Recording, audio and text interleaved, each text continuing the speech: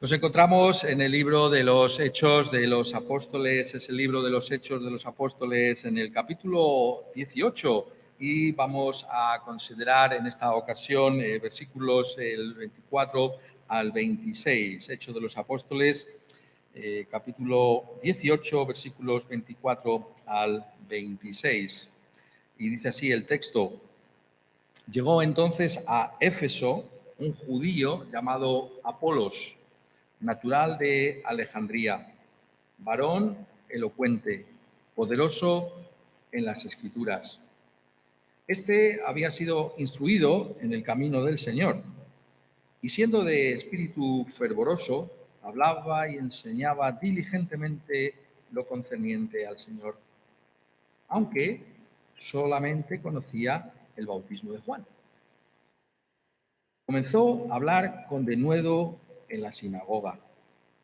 Pero cuando le oyeron Priscila y Aquila, le tomaron aparte y le expusieron más exactamente el camino de Dios.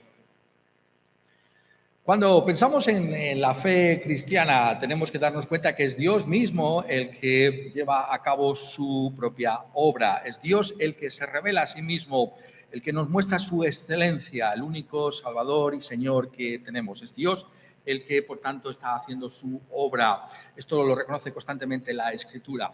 Pero al mismo tiempo, la palabra de Dios nos dice que no solamente Dios efectúa las cosas de una manera directa, sino que usa personas, hombres y mujeres, para que otros puedan conocerle.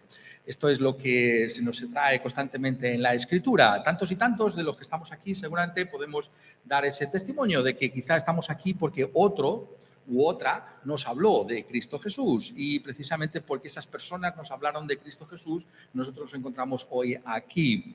Es Dios el que usó a esas personas. ¿Por qué? Porque Dios usa medios y fundamentalmente usa instrumentos como nosotros. A cualquiera de nosotros Dios le puede usar. ¿Estás tú dispuesto a ser usado por Dios para que otros puedan conocer al Señor Jesucristo? ¿Estás tú dispuesto a ser usado por Dios para que otros puedan crecer en el conocimiento de nuestro Señor Jesucristo? Porque eso es lo que encontramos aquí. Encontramos a un discípulo que se llama Apolos, que conoce algo acerca del Señor Jesucristo, pero que necesita conocer más. Todos y cada uno de nosotros necesitamos conocer más de nuestro Señor Jesucristo. Y todos y cada uno de nosotros somos llamados a ser esos instrumentos para ponernos en las manos de Dios para que otros puedan conocer más y mejor al Señor Jesucristo. Vemos nuestras vidas desde ese punto de vista.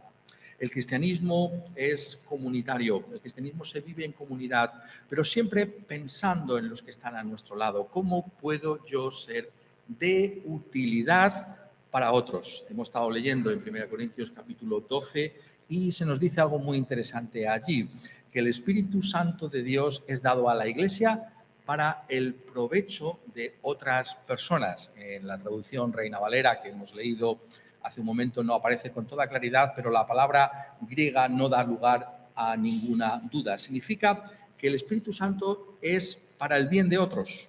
El Espíritu Santo es para que otros, por medio de ti, puedan conocer acerca de Dios y de su salvación. O si le conocen ya, puedan crecer en ese conocimiento del Señor Jesucristo. Todos y cada uno de nosotros estamos en un viaje y no hemos concluido. Por tanto, todos y cada uno de nosotros necesitamos ser instruidos crecientemente por Dios. Ninguno puede decir, bueno, yo ya sé lo suficiente y no necesito más. Todo lo contrario, cuanto más nos encontramos en este viaje, más nos damos cuenta de que necesitamos ser instruidos de una manera más profunda y creciente en los caminos del Señor Jesucristo. Hemos atisbado algo de la gloria del Señor Jesucristo. Eso significa ser cristiano. Hemos visto que hay algo. Muchas veces no lo podemos expresar con palabras. Lo sentimos en nuestro corazón, pero lo que hemos experimentado ya nos lleva a querer más de Cristo Jesús. Deseamos conocer más. La evidencia de la obra de Dios en un alma es que no se conforma, no se queda donde está. Quiere saber más y más, quiere crecer. se ha dado cuenta de que ha sido llevado a la orilla de un océano y que está en la playa.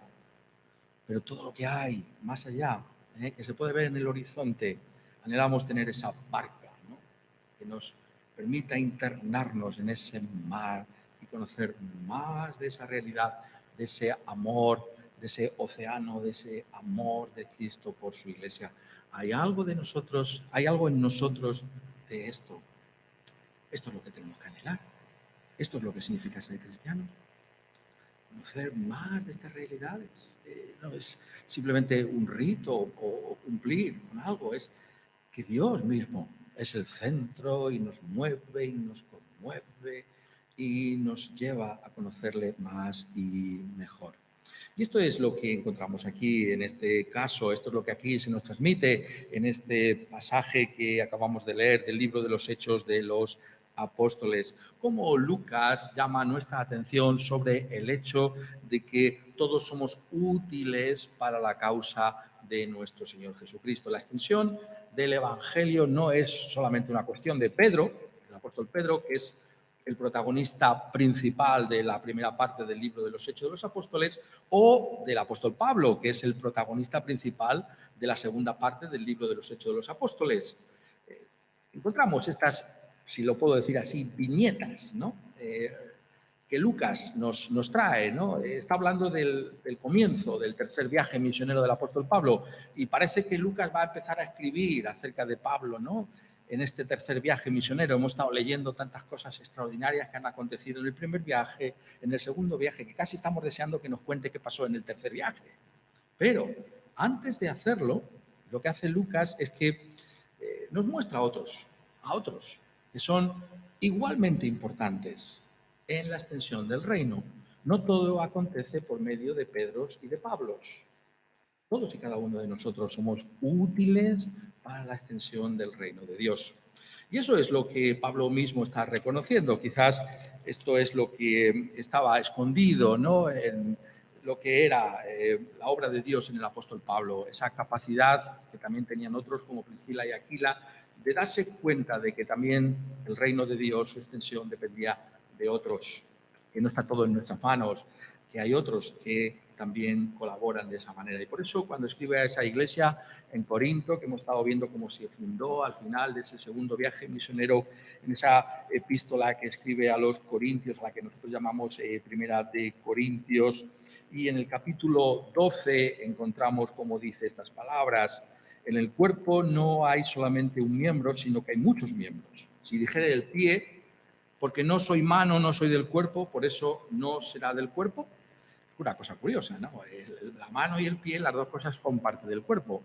Si no eres un pie, eres una mano, da igual, porque eres parte del cuerpo. Lo que importa es que eres parte del cuerpo. Si todo el cuerpo sigue con su argumentación, fuese ojo, ¿dónde estaría el oído? Si todo fuese oído, ¿dónde estaría el olfato? Porque no soy ojo, no soy del cuerpo, por eso no será del cuerpo. Y dice, mas ahora Dios ha colocado los miembros, cada uno de ellos en el cuerpo como Él quiso. Lo importante es Dios, que nos ha colocado a cada uno en la posición que quiso en el cuerpo de Cristo Jesús, que es su iglesia. Es Dios el que está por encima, es Dios el que hace su obra y es Dios el que la lleva a cabo por medio de los miembros de ese su cuerpo.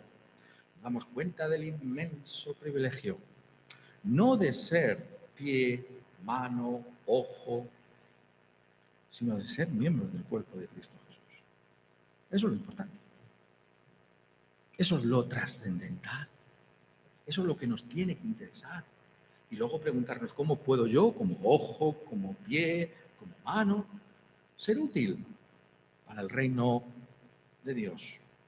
Esto es lo que aquí se nos está trayendo, ¿no? Y vemos cómo Lucas, el autor del libro de los Hechos de los Apóstoles, llama nuestra atención sobre estos personajes. De hecho, introduce aquí nuevamente a Priscila y Aquila, compañeros de Pablo ya en aquel gran ministerio que tuvo lugar en la ciudad de Corinto y que nuevamente se encuentran aquí en Éfeso.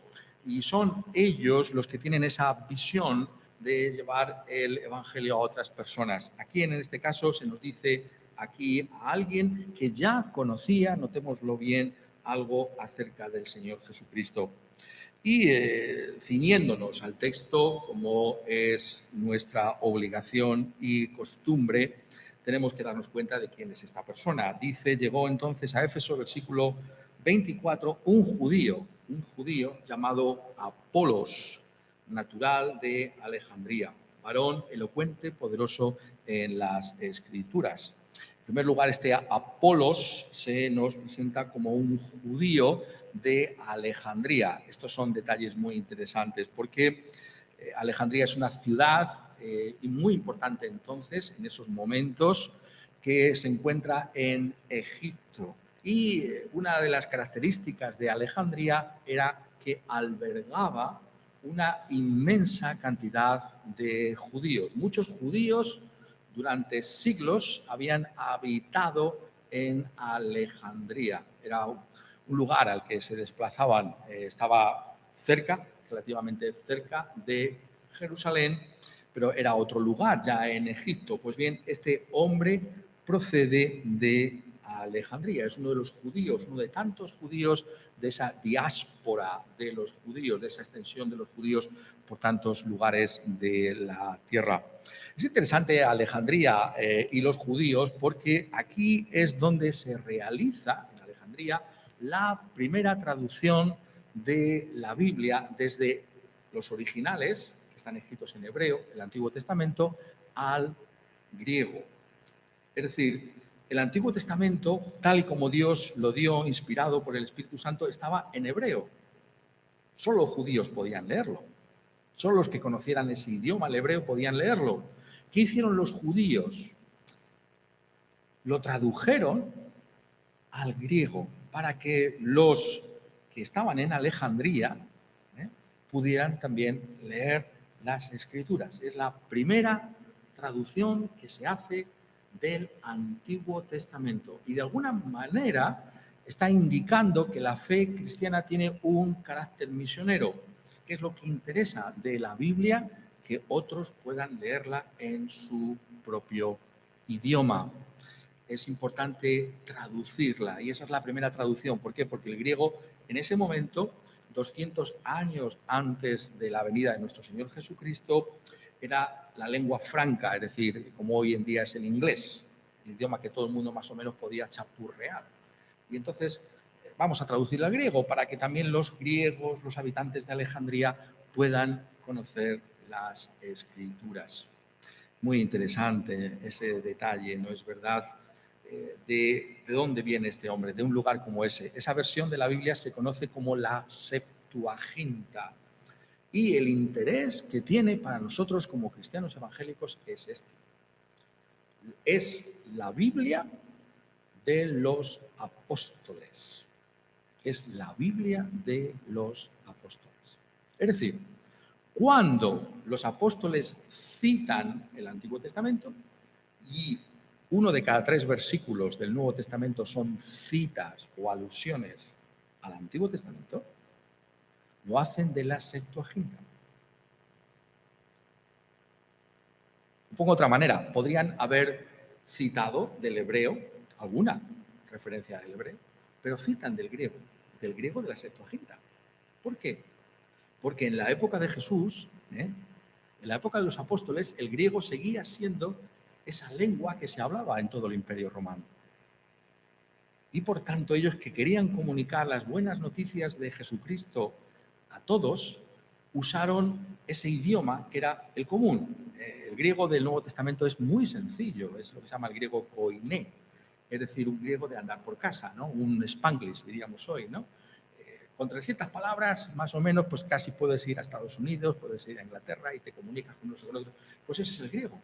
Pero eso es muy interesante. ¿Por qué? Porque vemos que el Nuevo Testamento, Dios, el Espíritu Santo, quiso que estuviera a disposición de la gente sencilla y común del pueblo. Todos tenemos que leer la palabra de Dios. No hay nada excesivamente elevado aquí. Todos podemos leerlo. Y por eso se comunicaron con el lenguaje de los comerciantes, de los pescadores, de la gente del pueblo. Eso es el Nuevo Testamento. Y cuando tienen que citar el Antiguo, ¿recurren al hebreo? No, recurren al griego de la Septuaginta. Y esto nos ayuda a entender el texto, ¿no es verdad? ¿Por qué estamos diciendo todo esto? Porque dice varón elocuente, poderoso en la escritura. Ahora nos damos cuenta por qué este Apolo se describe de esta manera. Claro, conoce la Septuaginta, como conoce su propia mano. Es una persona que está imbuida de la Biblia en griego, del Antiguo Testamento en griego. Y es poderoso en ese conocimiento del Antiguo Testamento, de la Biblia, reitero, de los apóstoles. Cuando todavía no se había escrito el Nuevo Testamento, lo pongo de otra manera, ¿qué Biblia había? ¿Lo habéis pensado alguna vez? Porque el Nuevo Testamento se está escribiendo mientras estamos viendo el libro de los Hechos de los Apóstoles. ¿Qué Biblia había? Solamente había una Biblia, el Antiguo Testamento. ¿Qué Biblia usaron para llevar las buenas noticias de Jesús? La Septuaginta. Y de Alejandría procedía otro célebre contemporáneo de Jesús también, es decir, alguien que era contemporáneo también de este Apolos, Filón, conocido de Alejandría, un gran filósofo que buscó armonizar la Biblia con la filosofía griega usando la alegoría. Por tanto, vemos este caldo de cultivo, ¿no?, que es este lugar como Alejandría, ¿no? Aquí es un sitio, ¿no?, de movimiento, es un sitio en el que se conoce la escritura, es un sitio en el que realmente se busca que otros puedan conocer, es uno de los grandes puertos de la antigüedad, el puerto de Alejandría, y de aquí procede este Apolos. Esto es lo que mando acerca de él. Por tanto, ¿quién era Apolos? Ya sabemos algo de Apolos y de su trasfondo. Pero no se queda ahí, es verdad, Lucas, sino que continúa y dice, versículo 25, este había sido instruido en el camino del Señor y siendo de espíritu fervoroso hablaba y enseñaba diligentemente lo concerniente al Señor, aunque solamente conocía el bautismo de Juan. No se nos dice cómo ni de qué manera, pero este Apolos había oído acerca de nuestro Señor Jesucristo. Y lo que había oído del Señor Jesucristo era algo que él estaba dispuesto, dice aquí, tenía un espíritu fervoroso, a enseñárselo a otros. Esto es algo tan maravilloso, podemos parafrasearlo así, que no me lo puedo quedar para mí, solo, se lo tengo que contar a otros. ¿No es eso algo maravilloso, la obra de Dios en tu vida y en la mía? Si no nos quedamos callados, es que no nos podemos quedar callados. Pongo otra manera, este hombre solo conocía de Jesús lo que decía de Jesús Juan el Bautista. Ahora vamos a ver eso, qué es eso, pero lo poco que sabía, lo quería que otros lo supieran también. Lo poco que sabes, lo compartes. A muchas veces que decimos, no, es que yo no sé, yo no conozco mucho, pero lo poco que sabes, Apolos lo transmitió a otros, llevó el Evangelio a otros. No es un desafío para nosotros, no se trata de seguir aprendiendo más. Ya cuando aprenda más ya hablaré. No, lo que ya sabes lo tienes que usar. Porque dice, hablaba y enseñaba diligentemente lo concerniente al Señor, lo que tenía que ver con el Señor. De alguna manera le fue dado algo de Dios para enseñar acerca de Jesucristo. Y se nos dice esto que es muy interesante, que lo vamos a ver también en el ministerio de Pablo en Éfeso, cuando llegue a la gran ciudad de Éfeso. Allí también pasan cosas realmente sorprendentes. Y dice, aunque solamente conocía el bautismo de Juan. El bautismo de Juan, claro, por eso estábamos leyendo, ¿no?, hace un momento en la primera parte del libro de los Hechos de los Apóstoles, que es lo que llamamos nosotros el Evangelio de Lucas, pero realmente es un solo libro. Lucas y Hechos, sabéis, es una sola obra que compuso Lucas, el evangelista Lucas, y allí nos habla precisamente de este ministerio de Juan el Bautista. Esto es importante y por eso, para que en esta tarde podamos ponernos en los zapatos de Apolos, vamos a mirar ese texto, vamos a ver qué es lo que sabía de Jesús Apolos. ¿Qué podría saber de Jesús? Es muy interesante, ¿verdad? Nosotros sabemos tanto de Jesús. En comparación con Apolos, pensarlo por un momento, sabemos tanto. Pero ¿qué conocía exactamente Apolos? Entonces podemos ir a Lucas, al capítulo 3, y allí encontramos cuál fue el ministerio de Juan el Bautista. Juan el Bautista comienza a predicar el arrepentimiento para el perdón de los pecados. Realmente Juan el Bautista es conocido como aquel que llama de parte de Dios a que nos arrepintamos de nuestros pecados, a que reconozcamos delante de Dios cómo estamos. ¿Cómo estamos delante de Dios? ¿Cuál es el ministerio de Juan el Bautista? Somos culpables. Hemos roto la ley de Dios. Estamos, como dice aquí, lo hemos leído hace un momento, bajo el justo juicio de Dios que él llama la ira venidera. Esto no podemos dejarlo a un lado. Dios es santo y Dios va a traer un justo castigo sobre el pecado y sobre el pecador que no se arrepienta. Ese es el ministerio de Juan. ¿Qué estaría predicando Apolos? Lo sabemos. Arrepiéntete de tus pecados. Considera que esta vida no lo es todo, que hay una ira venidera. ¿Estás preparado para afrontar la ira venidera? Eso es lo que nos diría Juan el Bautista. Eso es lo que nos diría Apolos.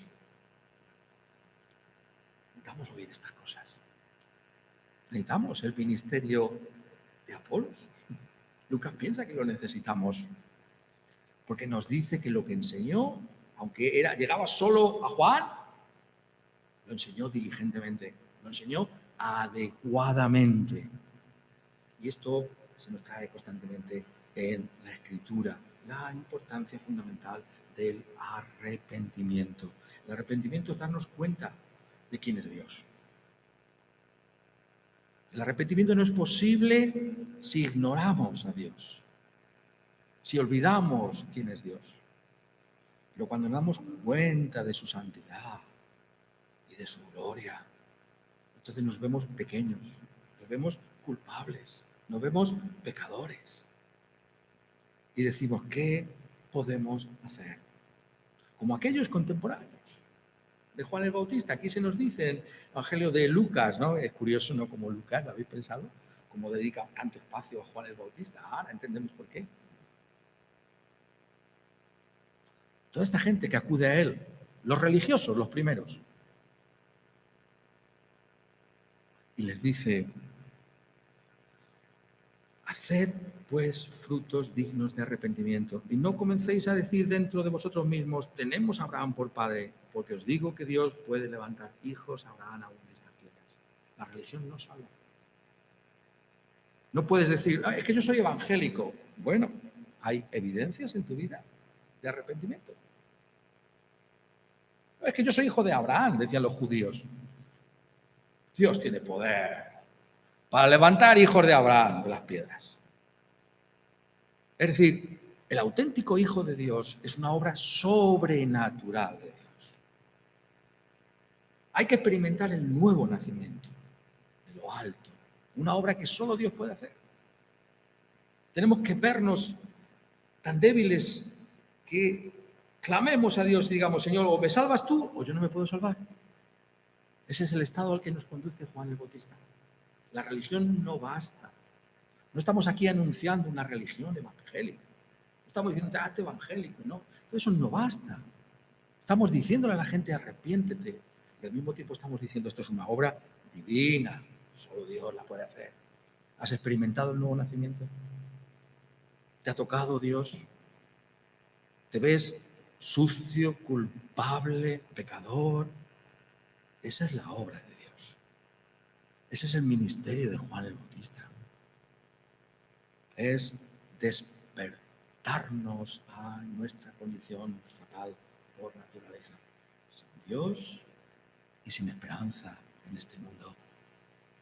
¿Somos conscientes de estas cosas?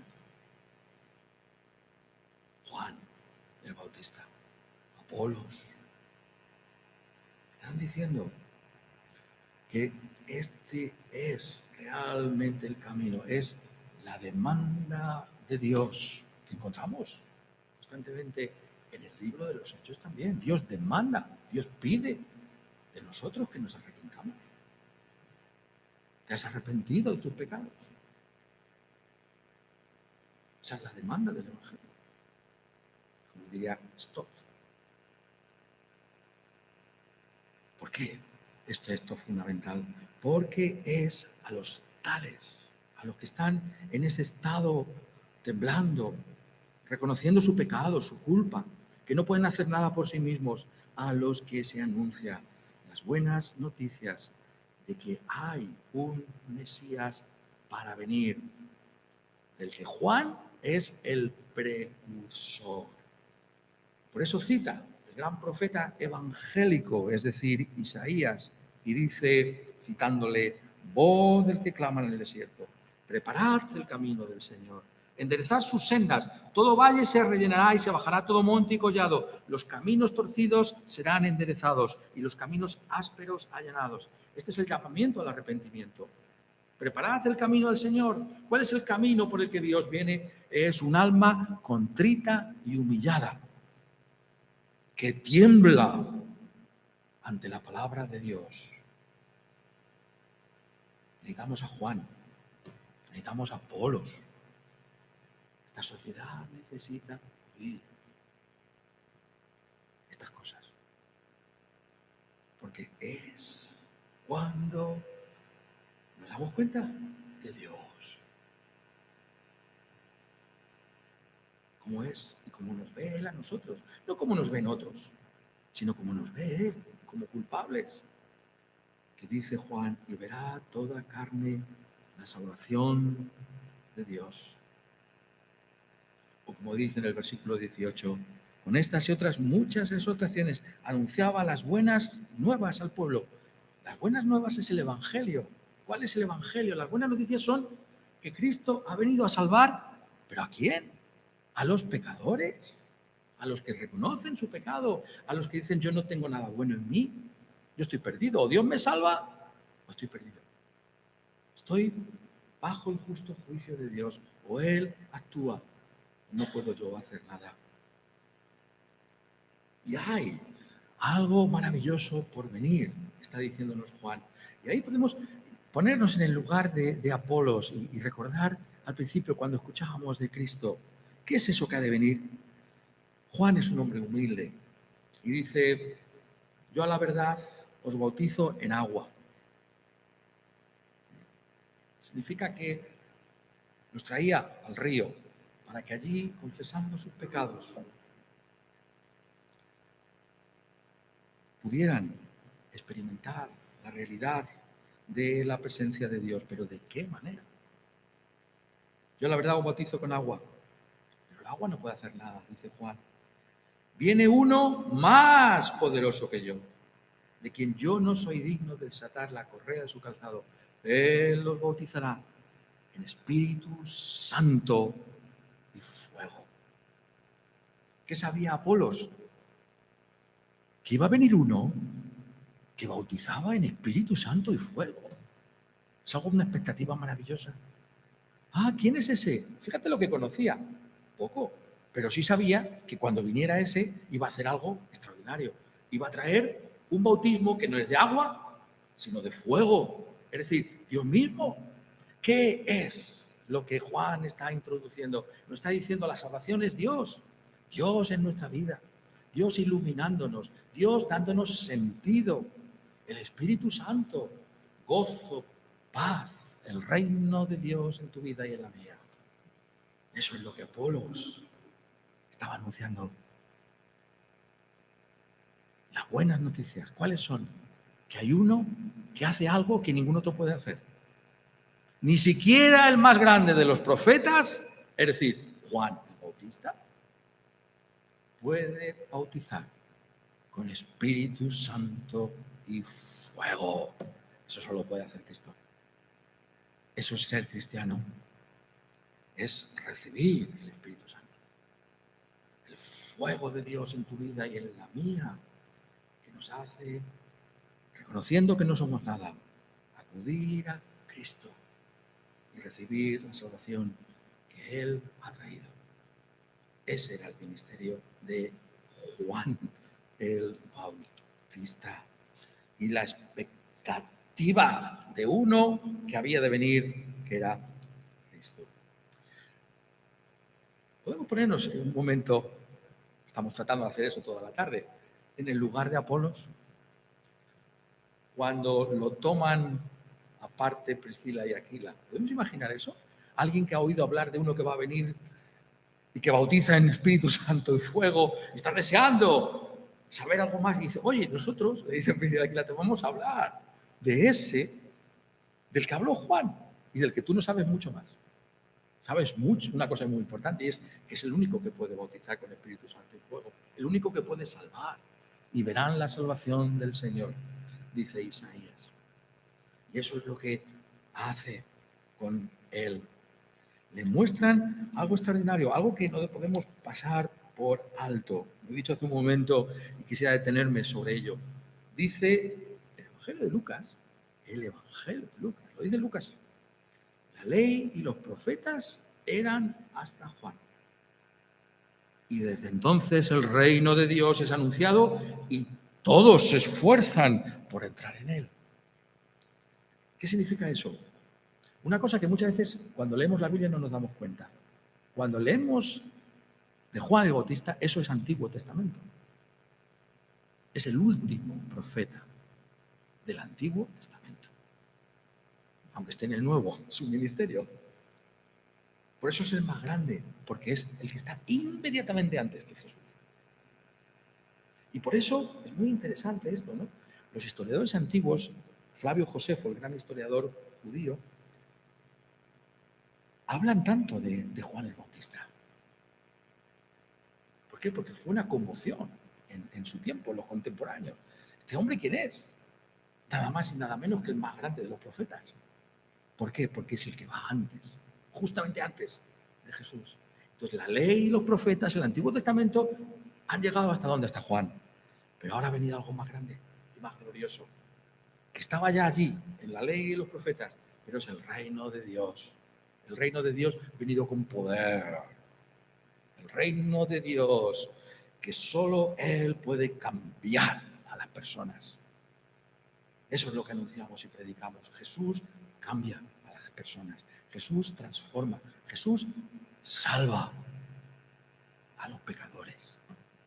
A los que se dan cuenta de que son una bancarrota, que somos una bancarrota espiritual, que no somos mejores que nadie, que aquí no venimos a decir, yo soy evangélico. No.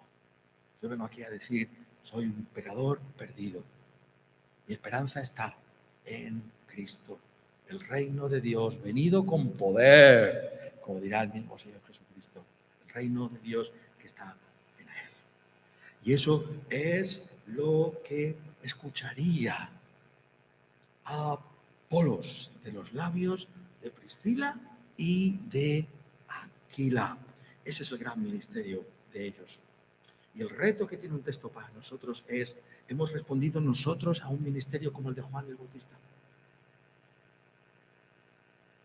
Hemos estado bajo la ley y los profetas, hasta el punto de vernos con la necesidad imperiosa de que Jesús nos salve, de ser instruidos de lo mejor. O lo ponemos de otra manera, ¿te das tú cuenta del inmenso privilegio que tienes de oír más allá de lo que sabía Apolos, de poder escuchar la antigua historia del celestial favor de Cristo y de su gloria, de Cristo y de su amor? Esa es la gloria de este Evangelio. Nosotros sí que tenemos a Priscila y Aquila con nosotros aquí. Si eres un Apolos, aquí puedes aprender de Priscila y de Aquila. ¿Cuál es nuestra Priscila y Aquila? La Biblia, la Escritura. Por eso está esto aquí. Muy interesante, simplemente lo dejo ahí, ¿no? Ya sabéis, algunos de vosotros lo sabéis porque estudiáis más profundamente estas cosas, ¿no? Sabéis que hay un libro del Nuevo Testamento que se llama la Epístola a los Hebreos. Y no se sabe quién la escribió.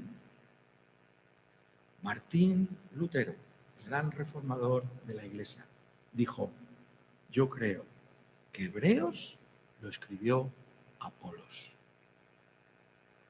Apolos. Claro, si tú lees Hebreos, ves en primer lugar el conocimiento de la Septuaginta, el conocimiento del Antiguo Testamento como quizás ningún otro. Y cómo hay una Priscila y Aquila en ese libro también, a través de Apolo. Cómo Apolos es capaz de mostrarnos que todo el Antiguo Testamento gira alrededor de la persona del Señor Jesucristo. Esa es la obra que Priscila y Aquila hicieron con Apolos. Y si verdaderamente Hebreos fue escrito por él, entonces podemos ver el gran fruto que tuvo ese ministerio de Priscila y Aquila en la vida de Apolos. Dice, le tomaron aparte y les pusieron más exactamente el camino de Dios.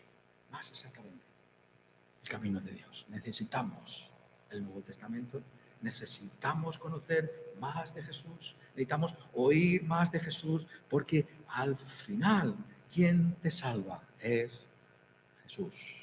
Jesús es el único amigo de los pecadores. Jesús es el único que te puede traer salvación y vida eterna. Si queremos ser útiles en el reino de Dios, necesitamos una formación creciente.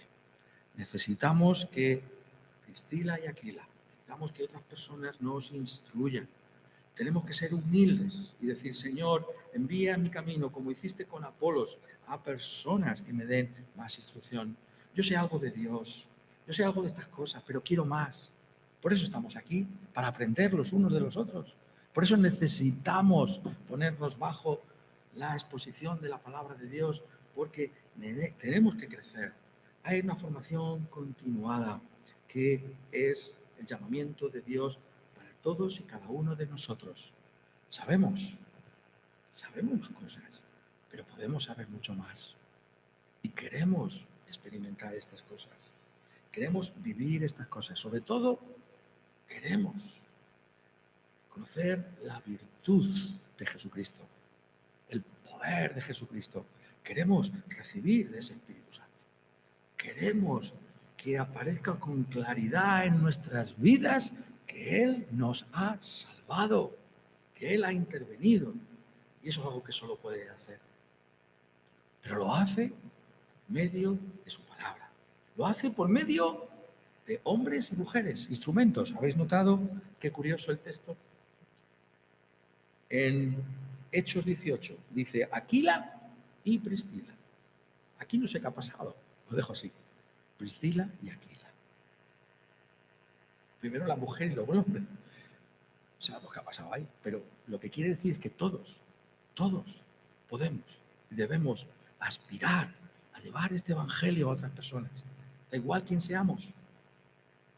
Hay en ti ese deseo de instruir a otros, de mover a otros, de llevarles a Cristo Jesús. Y si ya conocen a Cristo Jesús, de que puedan conocer más de Él, que puedan experimentar la realidad de quién es Él. Esto es lo que queremos. Esto es lo que nos enseña un texto como este. Busquemos, por tanto, aquel del que hablaron Priscila y Aquila, Apolos, al Señor Jesucristo, aquel que ya dijo Juan, que bautiza con Espíritu Santo y fuego. ¿Conoces tú eso? ¿Conoces el perdón de tus pecados en la sangre derramada en la cruz? Eso es lo que hay que buscar. Y eso está en la Escritura. Eso está en su propia palabra. Quiera Él.